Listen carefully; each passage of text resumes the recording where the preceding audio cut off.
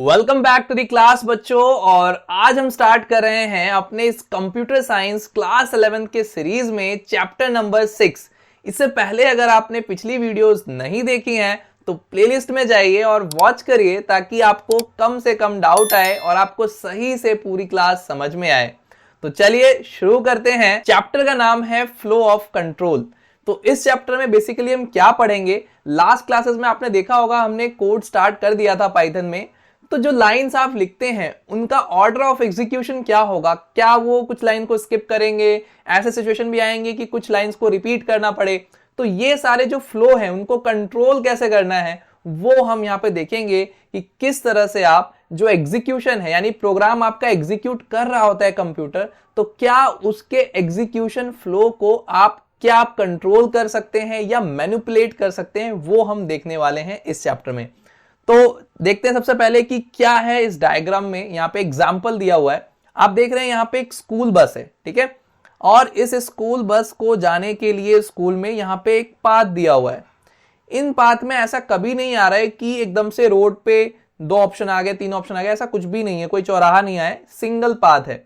तो आपने इससे पहले जो चैप्टर्स में देखा, मैंने कुछ कोड जो लिखा था वो लगभग ऐसा ही कुछ था। उसमें कोई ऐसा सिचुएशन नहीं आया जहां पे 2 रास्ते जा रहे हो, उसमें से आपको एक को चुनना हो, ऐसा कुछ भी नहीं किया अभी तक।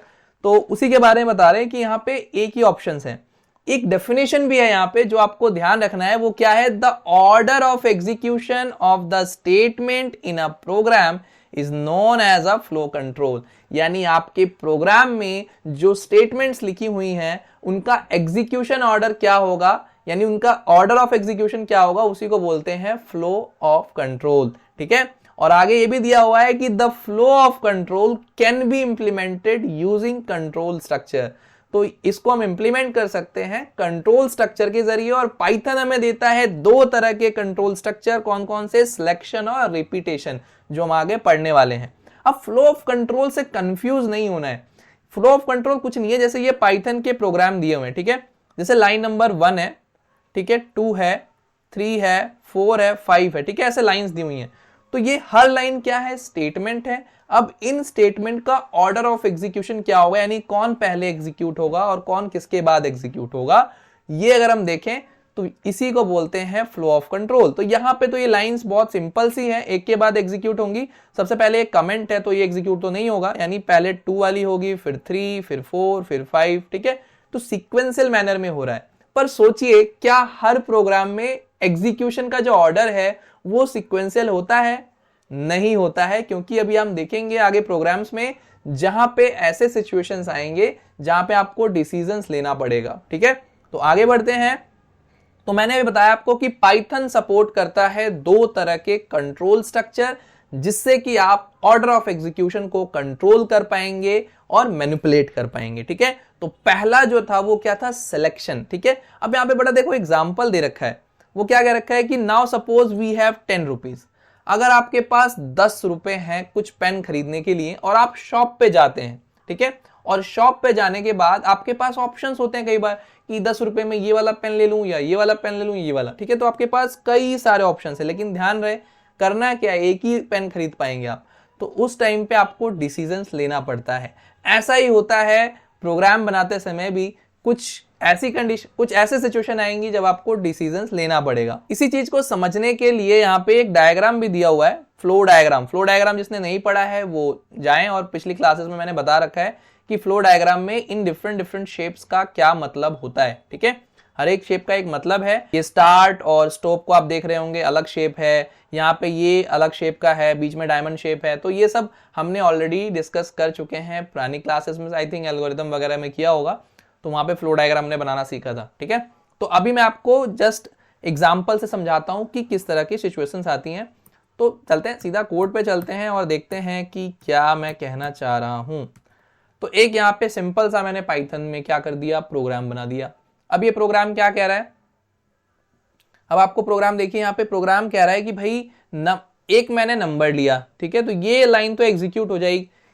ये लाइन जो है ये एक इंटीजर नंबर गेट करेगी यूजर से, ये सिंपल है, एग्जीक्यूट हुई। उसके बाद जाहिर सी बात है हम सेकंड पे आएंगे, पर सेकंड पे आएंगे अब सेकंड के बाद थर्ड लाइन एग्जीक्यूट होगी या नहीं होगी ये डिसाइड करता है कि जो मैंने नंबर दिया होगा वो नंबर अगर 2 से डिवाइड करते करते रिमाइंडर 0 बचेगा तो ये लाइन एग्जीक्यूट होगी, अगर वो 0 नहीं बचेगा तो ये लाइन स्किप होके सीधा एल्स पे आ जाएंगे। ठीक है, तो यहां पे डिसीजन हो रहा है, यहां पे जो ऑर्डर ऑफ एग्जीक्यूशन है उसको हम कंट्रोल कर रहे हैं इफ एल्स के जरिए। तो इफ एल्स नॉर्मली लाइफ में ऐसा करते हैं कि अगर ऐसा हुआ तो मुझे ये करना है, नहीं तो फिर मैं ये करूंगा। होता है ना कि अगर मेरे 90% आ गए तो मैं इंजीनियर बनूंगा, अगर मेरे 80% आ गए तो मैं कुछ और बनूंगा। ठीक है, तो इस तरह के डिसीजन आपने लिए भी होंगे। तो वही यहां पे कह रहा है कि अगर नंबर इवन हुआ तो ये वाली लाइन एग्जीक्यूट होगी और आपको स्क्रीन पे दिखेगा कि नंबर जो था वो इवन था, नहीं तो आपको ये वाला लाइन एग्जीक्यूट होगा। तो चलिए एक बार एग्जीक्यूट करके भी देख लेते हैं कि क्या होता है। तो मैंने एग्जीक्यूट करने के लिए स्टार्ट कर दिया है। तो अब यहाँ पे मैंने जैसे नंबर डाला 56, तो अब ये नंबर क्या है, इवन है, तो नंबर इवन प्रिंट हुआ। अब अगर मैं दोबारा से इसको मैं एग्जीक्यूट करता हूं और मैं नंबर इस बार दूसरा दूंगा और इस बार मैंने नंबर दिया 5, तो नंबर ऑड है तो नंबर ऑड प्रिंट हुआ। ठीक है, तो यहां पे डिपेंडिंग ऑन दी नंबर हमने क्या दिया है और कंडीशन क्या दी है, डिसीजंस लिया गया और उस हिसाब से स्टेटमेंट का एग्जीक्यूशन हुआ। तो आपको अब मुझे लगता है समझ में आ गया होगा कि ऑर्डर ऑफ एग्जीक्यूशन क्या है, कि कौन सी लाइन एग्जीक्यूट होगी। कई बार हम ये डिसीजन लेते हैं और उसमें इफ एल्स का यूज कर सकते हैं। अभी हम सिलेक्शन वाला पढ़ रहे हैं, तो आपने देखा होगा जो चैप्टर है, अभी हम उसमें कहां पे हैं, अभी हम पढ़ रहे हैं सिलेक्शन के बारे में। कंट्रोल स्ट्रक्चर 2 तरह के दिए हैं पाइथन ने। ठीक है, तो उसमें से सिलेक्शन वाले पे हैं हम। अभी हम सेलेक्ट कर रहे हैं कि किस ऑप्शन को सिलेक्ट करना है किसी कंडीशन के बेसिस पे। ठीक है, अब आगे चलते हैं। यहाँ पे कुछ एग्जांपल्स और भी दिए होंगे। जो भी एग्जांपल्स बुक्स में दिए हैं, जो भी एग्जांपल बुक में है, वो लोग आप एक बार ट्राई जरूर करें, पढ़ें, उसको रीड करें ताकि आपको अच्छे से समझ में आए। ठीक है, अब इफ एल्स वाला जो है ऐसा नहीं है लाइफ में कि हमेशा सिर्फ इफ एल्स से ही काम चलेगा। ठीक है, कई बार एक से ज्यादा डिसीजंस लेने होते हैं कि ये भी चेक करना है, नेक्स्ट कंडीशन ये भी है, तो उस तरह के केसेस भी हैं। अब हम देखेंगे नेक्स्ट क्या है।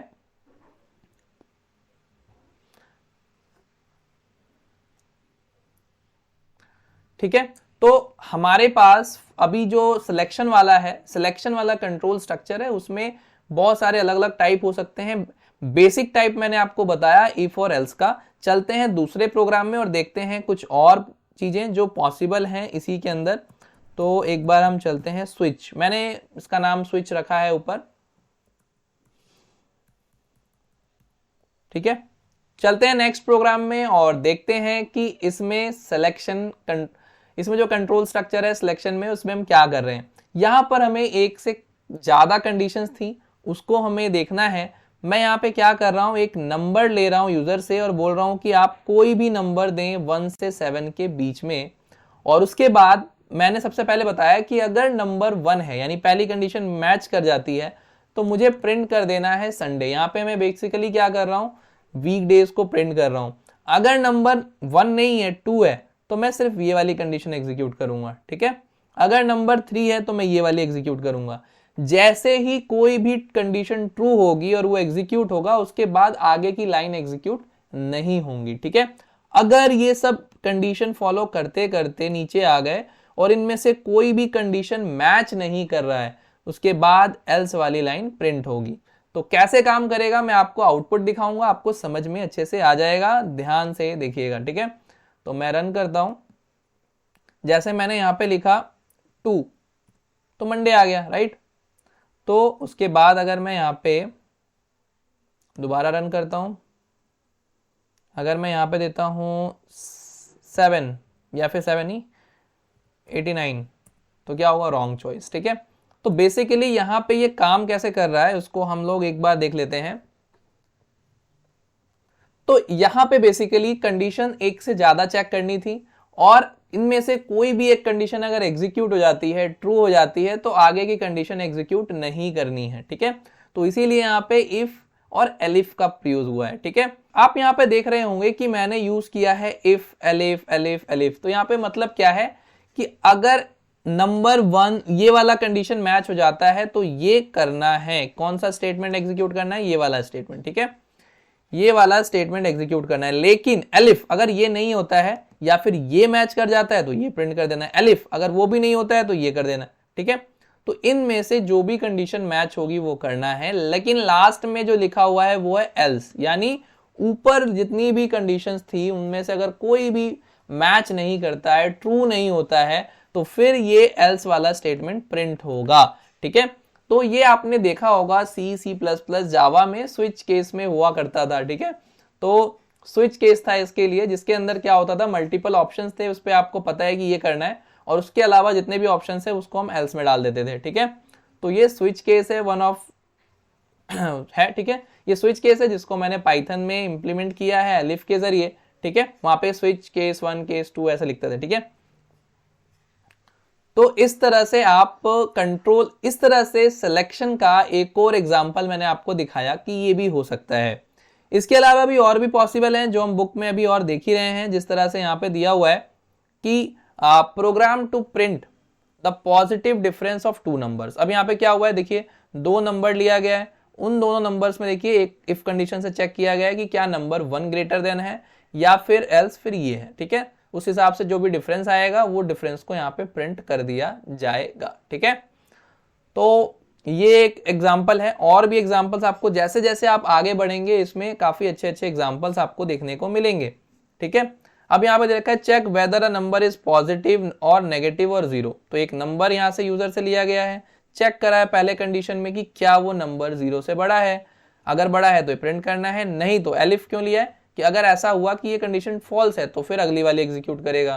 तो मैंने आपको ये वाला केस ऑलरेडी बता ही दिया है, तो इसके अंदर यही होगा कि ये वाला केस मैंने ऑलरेडी बता दिया है, तो ये वाला कंडीशन ट्रू होगा, अगर ये भी ट्रू नहीं है कंडीशन तो फिर एल्स वाला स्टेटमेंट प्रिंट हो जाएगा, ठीक है। Number is 0। नेक्स्ट देखते हैं display appropriate message as per colour of the signal route. अब ये कुछ एग्जांपल है तो आप इसको अपने खुद से करिएगा। तो ये कुछ एग्जांपल से खुद से देखेंगे आपको समझ में आ जाएगा, क्योंकि मैंने आपको ऑलरेडी एक प्रोग्राम इस बेस पे करके दिखा दिया है, ठीक है। अब यहाँ पे देखिए एक बड़ा अच्छा प्रोग्राम है, सारे बच्चों को ये वाला प्रोग्राम खुद से करना है। एक कैलकुलेटर बनाना है बहुत सिंपल सा, जिसमें ऐड सब्ट्रैक्ट मल्टीप्लाई डिवाइड करना है, कुछ नहीं करना। देखिए आपको कुछ भी ऑपरेशन परफॉर्म करना है, 2 नंबर तो चाहिए होंगे जिनके बीच में आप ये कैलकुलेशन परफॉर्म करेंगे। तो यूजर से 2 नंबर आप ले लीजिए, जिसके लिए यहाँ पे लाइन ली गई है, ठीक है। और ये यहाँ पे फ्लोट में लिया गया, ध्यान रखें, ठीक है, ताकि आपके अगर डेसिमल्स में भी वैल्यूज आए तो वो उसको स्टोर कर पाए। तो 2 आप फ्लोट वाली वैल्यू लेंगे यूजर से, उसके बाद यूजर से पूछेंगे कि भाई आप एक इनपुट एंटर करो, इनमें से इन सारे सिंबल में से इनपुट एंटर करो। और वहाँ पे फिर वही आपको मैंने जो बताया था इफ एलिफ वाला लग जाएगा।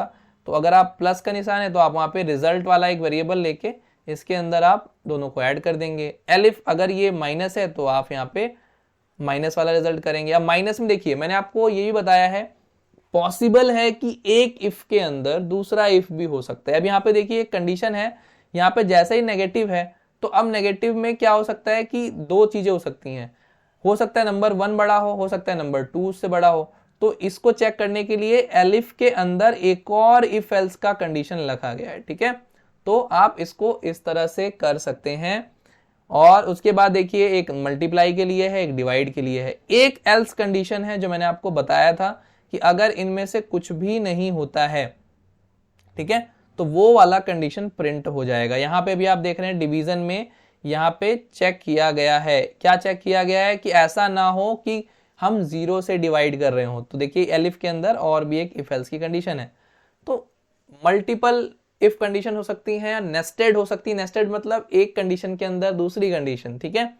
अब तो ये एग्जांपल है कैलकुलेटर का, आप सब बच्चे ट्राई करिएगा घर पे, बहुत इजी है और बन जाएगा, बहुत आसान भी है। तो इस तरह का कुछ आउटपुट आएगा, बच्चा पहला नंबर देगा, दूसरा नंबर देगा, फिर उसमें से कुछ डालेगा और ये आंसर आ जाएगा, ठीक है। इस तरह का आपको एक एग्जाम्पल करना है।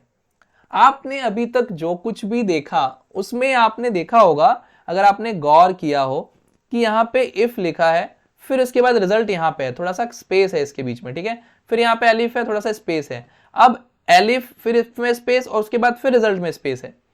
तो बेसिकली क्या है, जो हमारी पिछली लैंग्वेजेस थी जैसे जावा, C++, उसमें हम लोग ये यूज करते थे ब्रैकेट, किसी स्टेटमेंट को लिखने के लिए अगर पता है हमें ये दिखाना है कि ये अगले जो कोड्स हैं वो इसका पार्ट है, तो हम यहाँ पे ब्रैकेट स्टार्ट करते तो ब्रैकेट एंड करते थे, ठीक है। बट पाइथन में हम क्या करते हैं, इंटेंडेशन होती है स्पेस और टैब के जरिए। यानी अगर आप यहाँ पे देख रहे होंगे, यहाँ पे मुझे कुछ लाइन लिखनी है तो मैंने क्या किया है, जैसे एंटर किया तो अगर वो पार्ट इसी का पार्ट है तो मैं एक टैब देके करूंगा, ठीक है। यहाँ पे एक टैब प्रेस करूंगा और वहां पे आऊंगा, राइट। लेकिन यहाँ पे पाइथन में ऐसा कुछ ब्रैकेट नहीं करना है, यहाँ पे यूज होता है टैब। उसी के बारे में बता रखा है, देखिए क्या लिखा हुआ है, in most programming language the statement with in a block put inside curly bracket. किसी एक ब्लॉक का जो स्टेटमेंट होता है उनको एक कर्ली ब्रैकेट में यानी इस वाले ब्रैकेट में रखा जाता है, लेकिन पाइथन में ऐसा नहीं होता है, ठीक है। यहां पे स्पेस और टैब का यूज करते हैं, ठीक है, बिगिनिंग ऑफ द स्टेटमेंट में, जिसको बोलते हैं इंडेंटेशन। पाइथन में अगर आप इंडेंटेशन भूल जाते हैं तो आपको एरर थ्रो कर देगा, ठीक है, ये ध्यान रखना है। तो इंटरप्रेटर समझ जाता है कौन सा किसका पार्ट है। अगर मैं सारी लाइन जो ऊपर आप देख रहे थे, ये सारी लाइन अगर एक साथ आप लिख देंगे, इसको इसके नीचे लिख देंगे, इसको यहाँ पे लेके आ जाएंगे, तो इंटरप्रेटर जो है पाइथन का वो कंफ्यूज हो जाएगा कि कौन सा ब्लॉक किसका पार्ट है, ठीक है। तो इसीलिए ये रूल्स हैं कि आप जब भी कोई ब्लॉक लिख रहे हैं तो उसमें एक टैब का स्पेस जरूर दें अगली लाइन में, तभी वो उसको कंसीडर करेगा, नहीं तो इंटरप्रेटर एरर थ्रो कर देगा, ठीक है। तो ये होता है सिंटेक्स लिखने का। अब आगे फिर बात करते हैं program to find large number of two specified numbers, ठीक है। लार्ज नंबर निकालने का है तो ये भी नॉर्मल इफ एल्स का यूज हुआ है, राइट। तो ये सब तो प्रोग्राम आप लोग कर ही लेंगे। तो सिलेक्शन में यही होता है कि आप किस तरह से if else, nested if else, ठीक है, एक इफ एल्स के अंदर दूसरा इफ एल्स, और स्विच वाला जो मैंने केस बताया कि मल्टीपल कंडीशंस है, उनमें से कोई एक ट्रू है, कोई एक केस है, और अगर उन केसेस में से कोई मैच नहीं करता है तो एक एल्स कंडीशन भी होती है, तो मैंने वो भी आपको दिखा दिया करके। तो इस तरह के प्रोग्राम्स आपको देखने को मिलेंगे डिफरेंट डिफरेंट, जब आप प्राइम नंबर बना रहे होंगे, ठीक है, मैजिक नंबर बना रहे होंगे, इन सारे प्रोग्राम्स में कहीं ना कहीं ये आपको यूजफुल रहेंगे। तो बेसिकली ये फ्लो कंट्रोल में जो सिलेक्शन वाला पार्ट था उसके अंदर कंट्रोल स्ट्रक्चर में आप डिसीजन मेकिंग सीख रहे थे, राइट। अब हम बात करेंगे रिपीटेशन की, ठीक है। रिपीटेशन क्या कहता है, रिपीटेशन यानी कुछ ऐसे स्टेटमेंट्स है जो बार बार रिपीट करने पड़ते हैं। रिपीटेशन क्या होता है, लूप स्टेटमेंट्स होती हैं जिसमें रिपीटेशन ऑफ वर्क होता है। जैसे एग्जांपल के तौर पे मैं बोलूं कि मुझे 1 से 100 तक नंबर प्रिंट करना है, तो इस प्रोग्राम को बनाने के लिए क्या मैं करूंगा, प्रिंट 1, प्रिंट 2, प्रिंट 3, जैसे यहाँ पे दे रखा है, ठीक है। तो क्या मैं ये लिखता जाऊंगा 100 टाइम्स, पॉसिबल नहीं है। और खास करके मेरे को अगर 1000 टाइम प्रिंट करना है तो मैं क्या ऐसे लिखूंगा, बहुत मुश्किल हो जाएगा और बहुत टाइम कंज्यूमिंग होगा। तो मुझे क्या कर रहा हूं, बेसिकली मैं इस केस में कर क्या रहा हूं, मैंने 1 प्रिंट किया है, उसमें फिर ऐड कर दे रहा हूं 1, और फिर 2 हो जा रहा है, फिर ऐड कर दे रहा हूं 1, फिर 3 हो जा रहा है पाइथन में। तो इस तरह के रिपीटेशन को हम इटरेशन भी बोलते हैं, ठीक है, इटरेशन भी बोलते हैं, ठीक है। जैसे आप यहाँ पे देख भी रहे होंगे डायग्राम में कि किस तरह से एक पत्ते पे पहले एग आते हैं, फिर उसके बाद ये वैसे बनता है पपेल, फिर यहाँ पे आता है, फिर तितली बन जाती है, फिर दोबारा प्रोसेस स्टार्ट होता है, ठीक है। तो ये रिपीटेशन चलता रहता है, चलता रहता है। तो मैंने आपको पहले ही बताया था पाइथन एक ऑब्जेक्ट ओरिएंटेड लैंग्वेज है, तो जाहिर सी बात है सारे कॉन्सेप्ट जो है वो आपके रियल वर्ल्ड से बिलोंग करेंगे, और जो हम प्रॉब्लम सॉल्व करने जाते हैं किसी भी सिचुएशन का, वो रियल वर्ल्ड से ही है। तो आपको ऐसे सिचुएशन मिलेंगे जहां पे आपको रिपीटेशन ऑफ टास्क करना पड़ेगा, ठीक है। तो यहाँ पे साइकिल दिखा रखा है बटरफ्लाई का, ठीक है। तो नेक्स्ट मैं आपको बताता हूं कि किस तरह से पाइथन में कीवर्ड्स दिए हुए हैं इस तरह के सिचुएशंस को हैंडल करने के लिए। तो पहले हम देखते हैं कौन सा कीवर्ड है। तो सबसे पहले यहाँ पे फोर लूप का दे रखा है, ठीक है। तो फोर लूप के लिए या फिर यहाँ पे देखिए क्या है, तो यहाँ पे दो तरह के हैं, there are two looping construct in Python, for and while. तो यहाँ पे डू वाइल नहीं होता है, फोर और वाइल को दिया गया है। दोनों के प्रोग्राम्स में सीधा आपको दिखाता हूं इसमें होता क्या है, पहले आप स्ट्रक्चर देख लीजिए। इसमें कुछ स्टार्ट होगा, ठीक है, प्रोग्राम हमारा स्टार्ट होता है।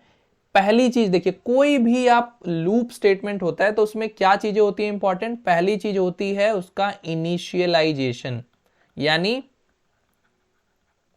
रिपीटेशन ऑफ टास्क तो करना है बट एक इनिशियल पॉइंट होगा ना जहां से स्टार्ट होगा। दूसरा उसमें जरूरी है क्या, कंडीशन।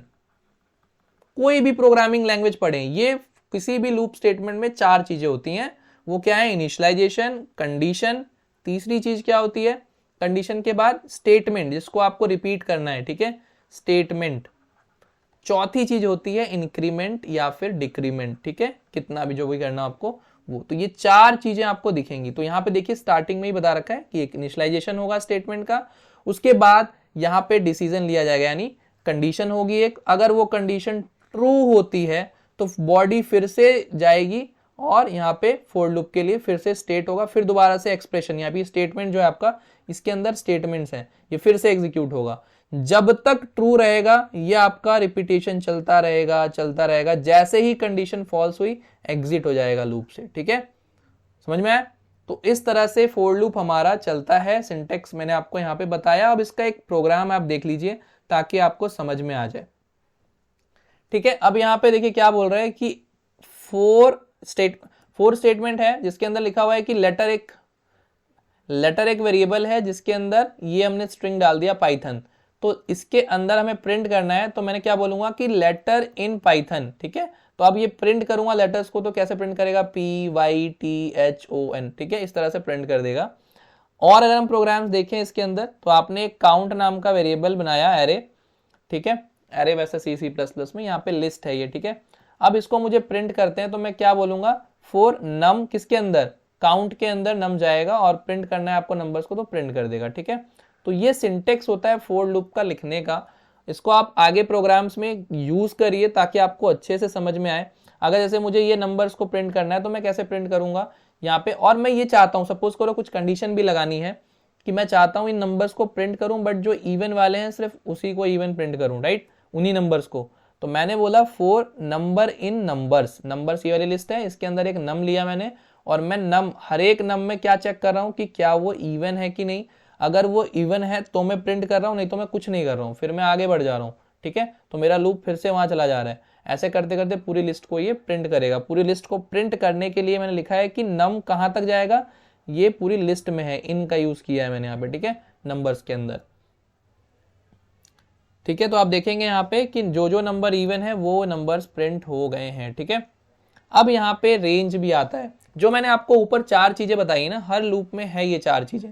ठीक है, अभी मैं आपको करके भी दिखाऊंगा। यहाँ पे देखिए एक रेंज नाम का फंक्शन होता है फॉर लूप के लिए, जो बहुत ही हेल्पफुल होता है। इसके अंदर 3 चीजें हम डालते हैं, एक स्टार्ट, स्टॉप और स्टेप्स कितना है। ठीक है, तो अगर मुझे कहीं पे बताना है कि रेंज क्या है, बाय डिफॉल्ट अगर आप नहीं देंगे स्टार्ट को 0 मान लेता है।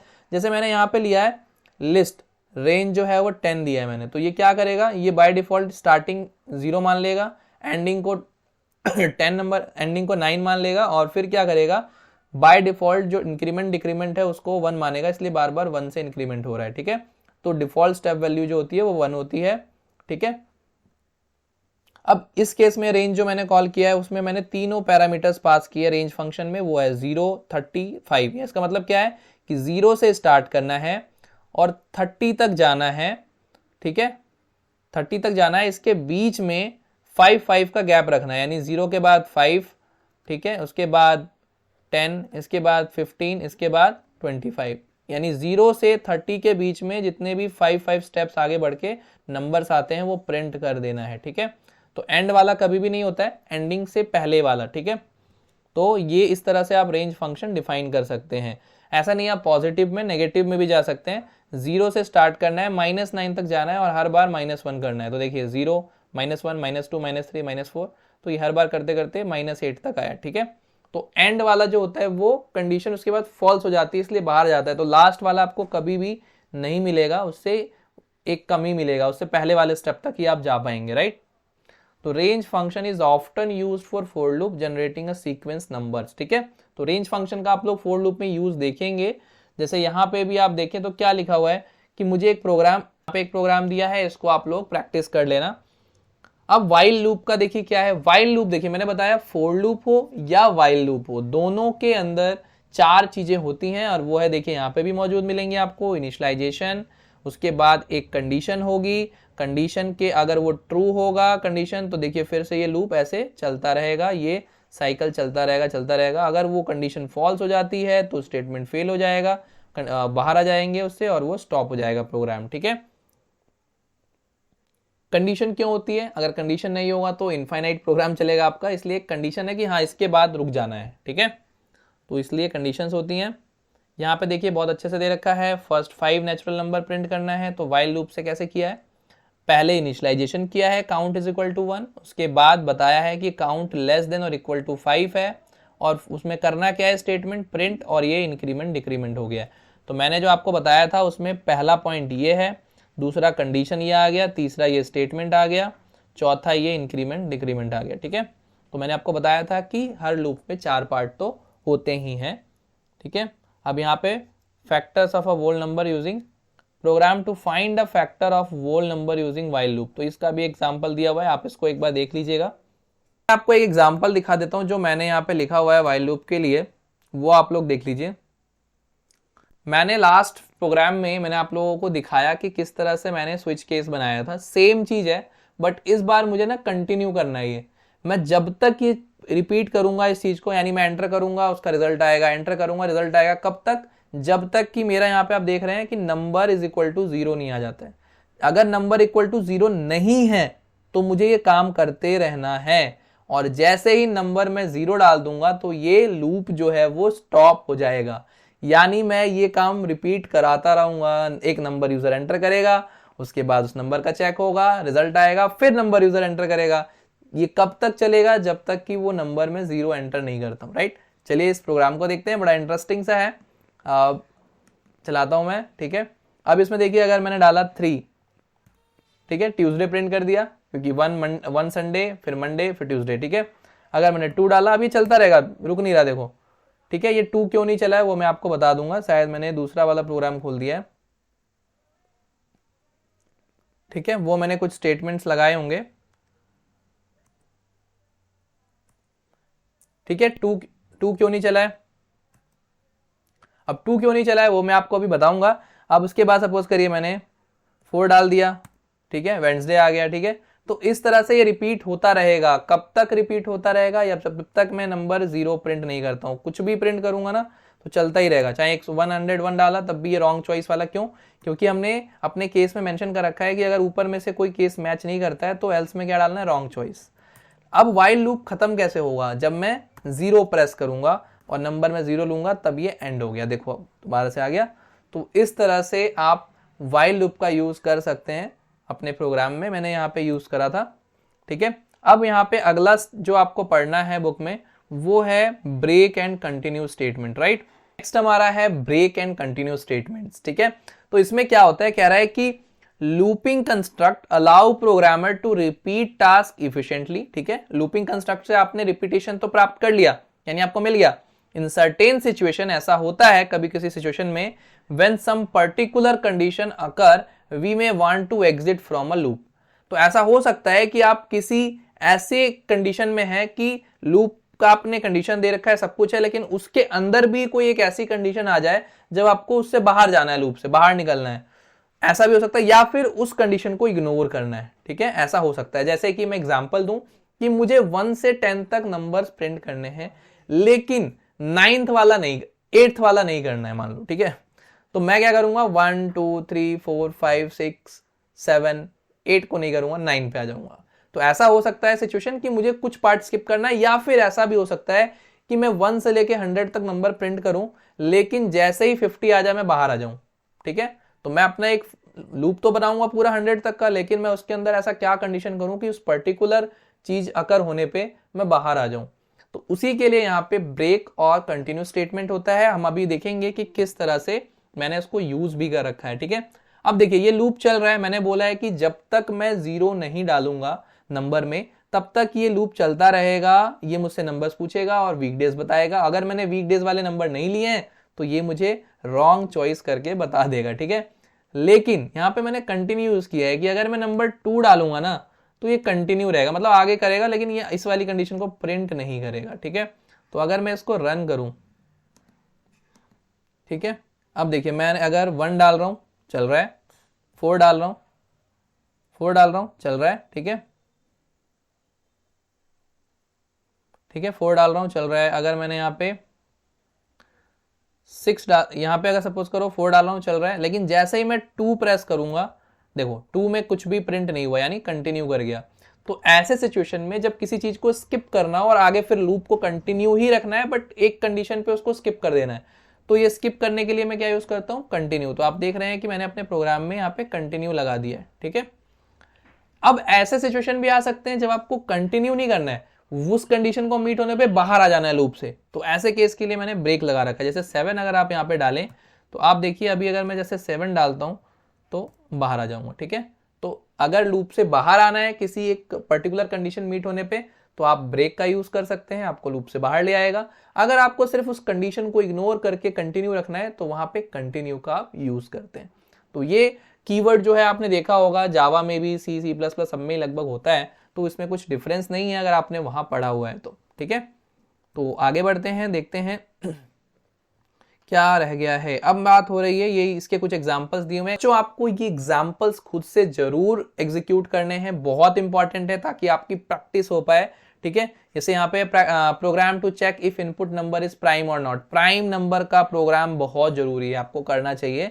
किस तरह से इसमें लॉजिक लगा हुआ है, सबसे पहले इसके अंदर आपको सीखने को मिलेगा क्या, आपको सीखने को मिलेगा किस तरह से एक एल्गोरिदम बना, एक सॉल्यूशन बना, उसको फिर आपने डिजाइन किया चेक करने के लिए प्राइम नंबर है कि नहीं है, ठीक है। तो ये बहुत इंपॉर्टेंट प्रोग्राम है, इसको आपको जरूर करना है। डाउट आएगा आप लोग मुझे कमेंट करिएगा तो मैं इस पे वीडियो बता दूंगा, बट मैंने ऑलरेडी एग्जांपल्स आपको दे दिए हैं जो इस चैप्टर में पढ़ना था, ठीक है।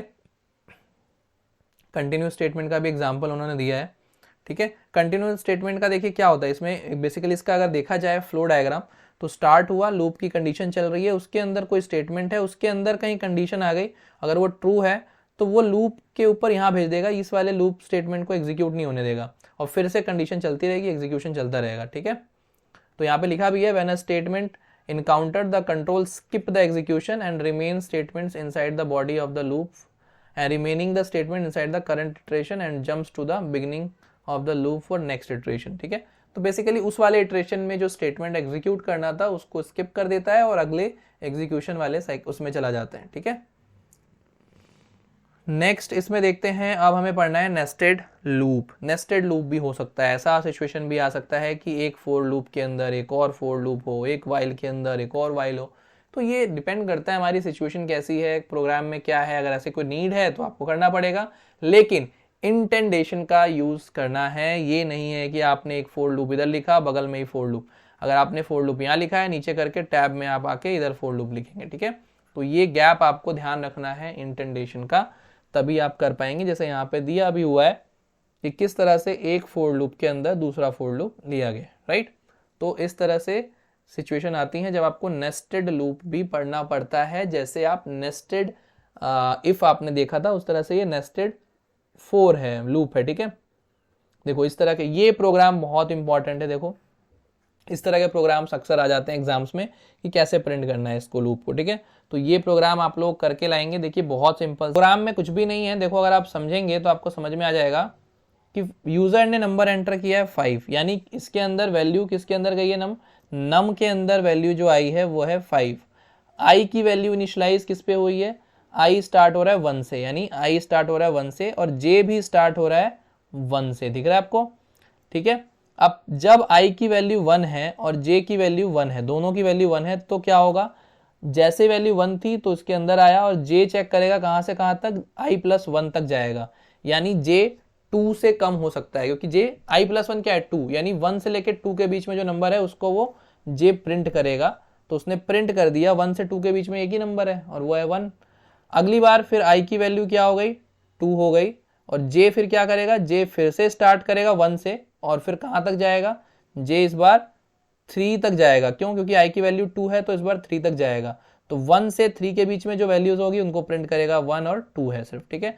फिर i की वैल्यू हो जाएगी 3 और j कहां से कहां तक जाएगा, 1 से 4 तक जाएगा, क्योंकि 3+1 तक, ठीक है। तो इस बार 1 2 3 प्रिंट करेगा, फिर 1 2 3 4 प्रिंट करेगा, फिर 1 2 3 4 5 प्रिंट करेगा। इस तरह से ये पैटर्न बन जाएगा, ठीक है। थोड़ा सा दिमाग लगा के सोचना है तो बहुत इजी है, जिसने C++ में देखा होगा ये प्रोग्राम वहां पे, तो उसके लिए तो बहुत आसान है, ठीक है। अब ये देखिए एक नेक्स्ट प्रोग्राम है, ये भी मैं कहूंगा कि आप लोगों को करना चाहिए कि ये 2 से लेके 50 तक जितने भी प्राइम नंबर है वो प्रिंट करना है, उसके लिए लॉजिक लिखा गया है, ठीक है। तो ये आप लोग एक बार जरूर देखिएगा, खुद से करने की कोशिश जरूर करिएगा, ठीक है। Write a program to calculate the factorial of a given number, बहुत इजी प्रोग्राम है। नंबर लिया यूजर से, ठीक है, अगर वो नंबर 0 से कम है तो sorry factorial does not exist आ जाएगा मैसेज। अगर एलिफ दूसरा नंबर 0 है तो फैक्टोरियल उसका 1 है, और इसके अलावा कोई नंबर यानी 0 से कम भी नहीं है 0 भी नहीं है, तो बाकी नंबर्स के लिए उसने फैक्टोरियल का प्रोग्राम लिख दिया है कि आई क्या होगा 1 से स्टार्ट होगा, नंबर प्लस 1 तक जाएगा, यानी नम तक ही जाएगा क्योंकि हम एक्स्ट्रा लेते हैं, मैंने आपको बताया। यानी अगर 5 का फैक्टोरियल निकालना है तो ये स्टार्ट होगा 1 से और 6 तक जाएगा, यानी 6 से पहले तक जाएगा, राइट। और फिर क्या करेगा, fact is equal to, fact की वैल्यू कितनी है, फैक्ट ऑलरेडी यहाँ पे फैक्ट की वैल्यू 1 है, fact is equal to fact multiply I कर दिया है, ठीक है। ये लूप चलेगा, देखो ये स्टेटमेंट रिपीटेशन होता रहेगा होता रहेगा होता रहेगा होता रहेगा, और बाद में प्रिंट कर देगा फैक्टोरियल कितना है, ठीक है। इसमें ध्यान रखना है कि ये फोर लूप के अंदर सिर्फ ये पार्ट है, ठीक है, प्रिंट ये फोर लूप में नहीं है, प्रिंट अगला स्टेटमेंट है, ठीक है। तो इस तरह से आप प्रिंट कर सकते हैं। तो फ्लो कंट्रोल चैप्टर हमने कर दिया है बच्चों खत्म, और इस चैप्टर में आपने देखा किस तरह से इफ का यूज है, इफ एल्स का यूज है, नेस्टेड इफ है, इफ एलिफ का यूज है, स्विच कंडीशंस भी मैंने आपको दिखाई एलिफ का यूज करके, किस तरह से वाइल लूप का यूज करना है, फोर लूप का यूज करना है, रेंज फंक्शन क्या होता है इसमें देखा हमने, और हमने देखा कि कंटिन्यू और ब्रेक स्टेटमेंट्स क्या होती हैं, कैसे यूज करते हैं। तो ये सब आपको क्यों बताया जा रहा है, ताकि आपको ये सिंटेक्स पता हो, तो अगर आपने कोड के दौरान जब आप सॉल्यूशन को कन्वर्ट कर रहे हैं कोड में, आपको ऐसे सिचुएशन में टेंशन ना हो, आपको पता हो कि इसकी जगह पे क्या करना है मुझे, ठीक है। तो बहुत तो आपको वीडियोस अच्छी लग रही हैं तो चैनल को लाइक करें, सब्सक्राइब करें और शेयर करें अपने दोस्तों के साथ, ताकि मैक्सिमम लोग इन फ्री वीडियोस का बेनिफिट ले पाएं, ठीक है। तो चलिए मिलते हैं नेक्स्ट लेक्चर में।